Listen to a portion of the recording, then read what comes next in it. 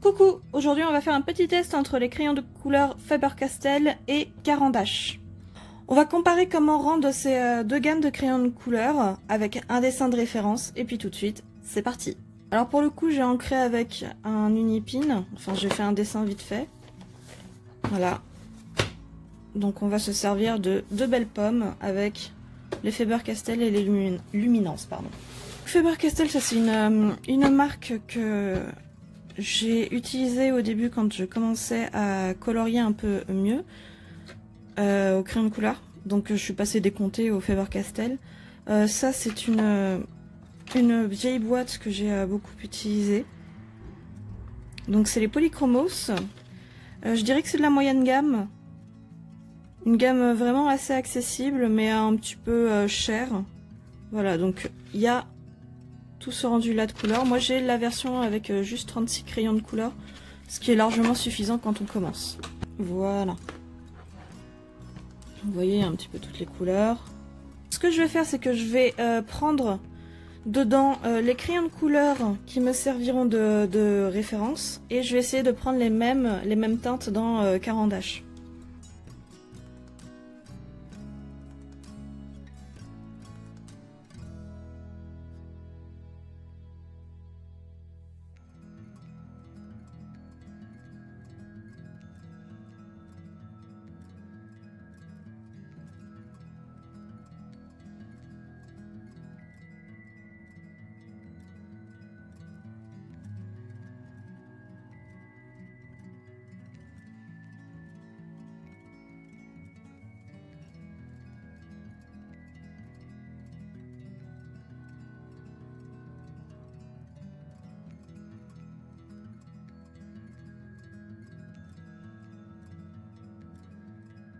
Ok, donc je vais les trier parce que j'aime bien trier par couleur.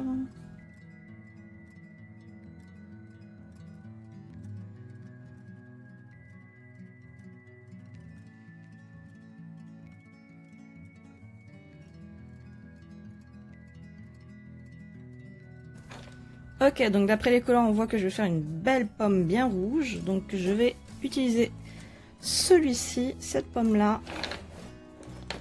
pour les Faber-Castell. Alors, je vais commencer avec une base un peu orangée.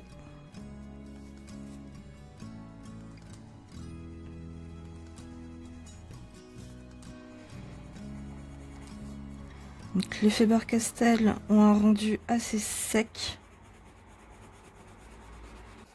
Avoir une couleur basique sur laquelle je puisse travailler. C'est un espèce de sous-ton.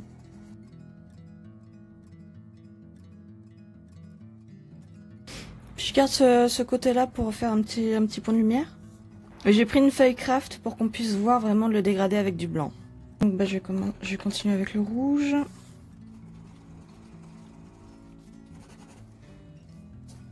On va essayer de regarder. Ça se mélange un petit peu. Ce sont des crayons qui sont, ma foi, assez secs. Donc qui sont pas très propices au mélange, je trouve. Au mélange au doigt. Donc moi ce que je fais généralement quand je dessine au crayon de couleur, c'est qu'au bout d'un moment j'appuie un petit peu plus pour avoir plus de pigments.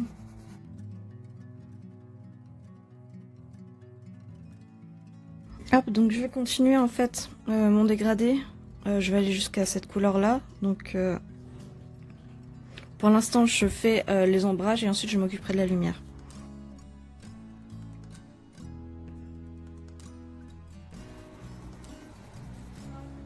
Cependant, ce qu'on peut déjà remarquer, c'est que la couleur, en fait, les couleurs se mélangent pas spécialement bien.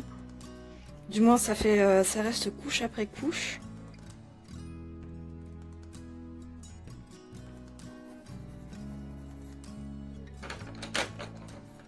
Hop, je continue avec le magenta. Et vous voyez, le magenta, il se voit pas du tout en fait. Disons que plus il y a de couches, moins il se voit. Ah, vous voyez pas, mais hop, ça c'est le magenta. Et quand j'essaie de l'appliquer par-dessus, il ne se voit quasiment pas. Donc je pense si on fait un dégradé, hop,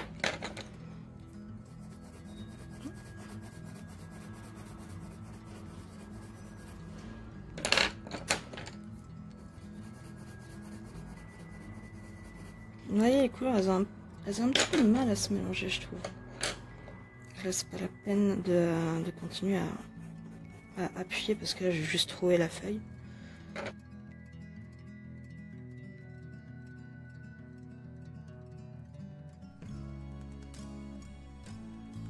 Ma couleur qui se dégrade. Et là, ça se mélange. Et pareil, ça commence à devenir compliqué dès qu'on a une couleur claire de bien se voir. Donc le blanc, il sert surtout au mélange. Comme vous pouvez le voir là, hop. Quand on veut un mélange vraiment lisse, on peut utiliser du blanc, mais on peut l'utiliser aussi en couleur simple. Ce qui fait que la lumière va bien se mélanger. Là ici, je vais rajouter un peu de blanc. Donc voilà pour les polychromos. Donc hop. On a un rendu qui est plutôt propre hein, au final. Très sec mais très propre en même temps. Et je mets cette gamme là de côté puisqu'on va passer au Caran d'Ache Luminance.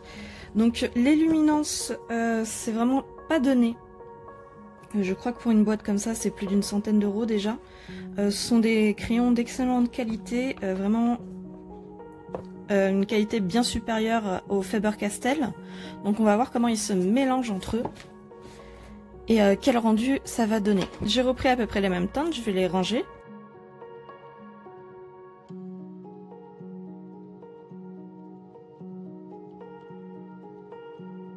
Voilà, donc je vais faire pareil, je vais commencer par un orange. Je vais refaire la même chose, hein. Je vais colorier avec une base. Donc là, en fait, de suite, je le sens quand je colorie que le rendu est beaucoup plus crémeux. Vous voyez, la couleur est beaucoup plus généreuse en fait.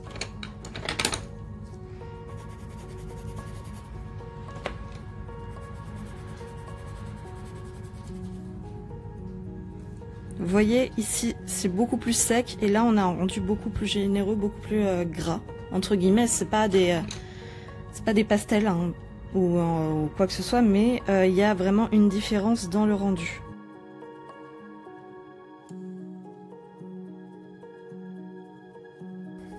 Et ça se voit parce que ça fait des petites chutes. Hop, donc mon sous-ton est prêt et je vais continuer à en dégrader comme ce que j'avais fait pour ici.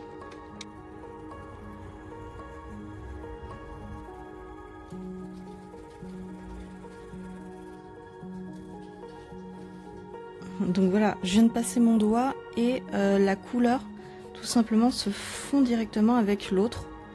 Beaucoup plus simplement qu'avec les Faber-Castell.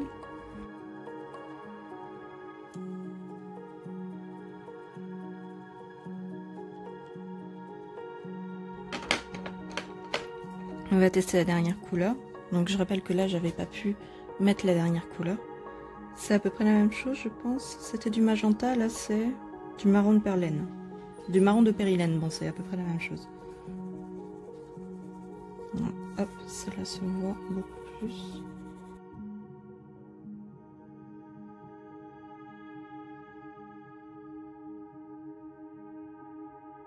Ok, donc on n'a pas le même rendu. Soit on peut l'utiliser effectivement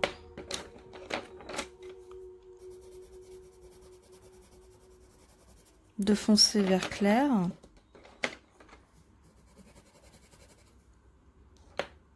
Voilà, on va faire une teinte de transition comme ça. Ok. Soit on peut l'utiliser de clair vers foncé comme ce qui se passe ici. Donc maintenant je vais continuer avec ma teinte de lumière comme j'ai fait avec l'autre.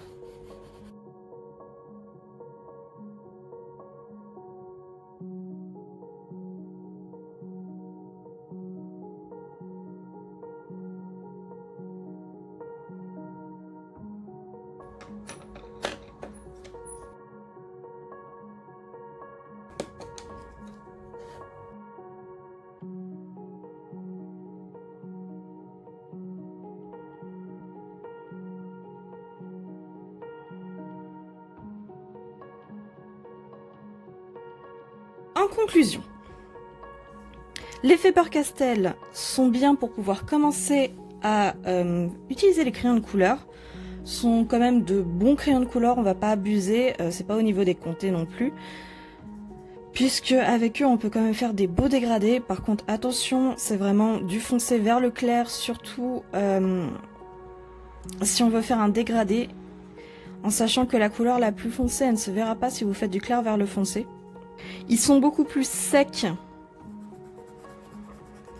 quand on colorie avec, ce qui fait du coup qu'on peut beaucoup moins bien les dégrader. Par contre, ils ont un prix accessible.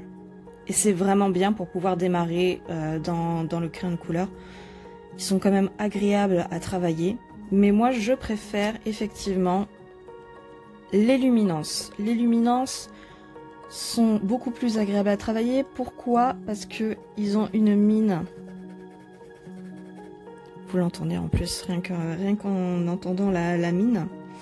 Ils ont une mine beaucoup plus douce, beaucoup plus crémeuse, on va dire, même si c'est pas un résultat pastel, mais ça permet ici, comme vous pouvez le voir, d'avoir des beaux dégradés, ce qu'on n'a pas avec les Faber-Castell. Et surtout, ça permet de travailler du foncé vers le clair, du clair vers le foncé. On peut très bien mélanger les couleurs sur un dessin, reprendre en permanence sa couleur, etc. etc. Ce sont des... pour moi, c'est les meilleurs crayons de couleur que j'ai pu utiliser. Par contre, ils ne sont pas du tout accessibles de prix. C'est vraiment un gros investissement pour 40 crayons de couleur. C'est plus d'une centaine d'euros si je ne me trompe pas. Donc vraiment c'est un investissement. Donc moi ce que je vous propose si vous commencez, c'est de passer d'abord par les Faber-Castell et ensuite une fois que vous êtes familiarisé avec le crayon de couleur, de prendre les luminances. Voilà, donc ça c'est la comparaison entre les Faber-Castell Polychromos et les Caran d'Ache Luminance. Dites-moi vous ce que vous utilisez comme crayon de couleur et puis moi je vous dis à une prochaine fois. Salut!